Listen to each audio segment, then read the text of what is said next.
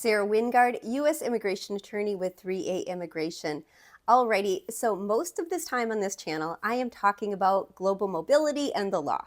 I'm talking about things like, bringing Mexican workers into the U.S. to work on an H-2B visa, or maybe a Mexican entrepreneur who wants to start a consulting firm in Belgium or the Netherlands. Okay, today is going to be different. Today, I want to share why my family decided to pursue a second citizenship. Okay, so if you can't already tell from my lovely Wisconsin accent, I'm from the United States, the same as my husband. If you cut back to 2008, we left Alaska and we moved to Guanajuato, Mexico.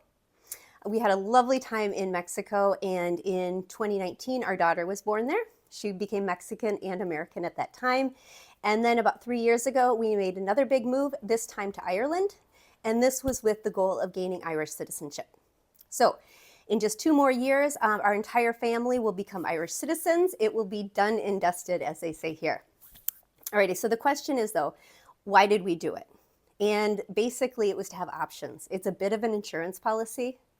Right now, I want to live in a small village on the west coast of Ireland. I want my 6-year-old daughter to go to a 2-room schoolhouse and grow up with a rural Irish accent. I want to jump in the freezing cold Atlantic Ocean every morning, and then I want to sit by the fire in the local pub with friends at night.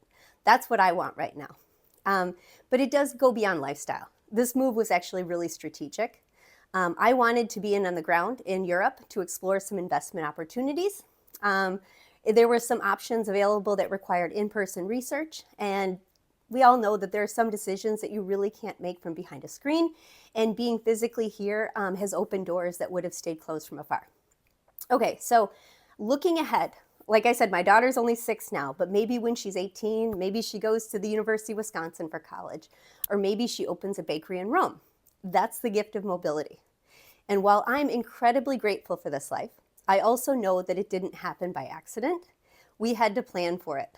Now, I wasn't lucky enough to be eligible for European citizenship through ancestry, so we had to figure out a different path. And I gotta admit that owning a global mobility firm definitely helped, but you gotta know that there are more options than people realize. You just need to work with somebody who understands not only the legal framework, but also the real life logistics of relocating and building a life abroad. Okay, so of course, not all of our reasons for moving over here to Europe were light and breezy. Now, I am not a doomsday prepper, but let's be honest. The world feels less stable right now. I mean, economies are swinging unpredictably. Conflicts are breaking out in places we once thought were safe. And I wanted a second citizenship for my family in a country that felt secure, with access to good health care, education, and a great community. Now, maybe I'm being overly cautious. I really hope so. But if that's the case, we still get a beautiful life in Ireland. And if it's not the case, my family has choices. That peace of mind is priceless. Okay, so that's our story. I'd love to hear more about yours. Now, why are you thinking about a second citizenship? Where have you moved? What are some of the benefits, some of the pitfalls of that move that surprised you?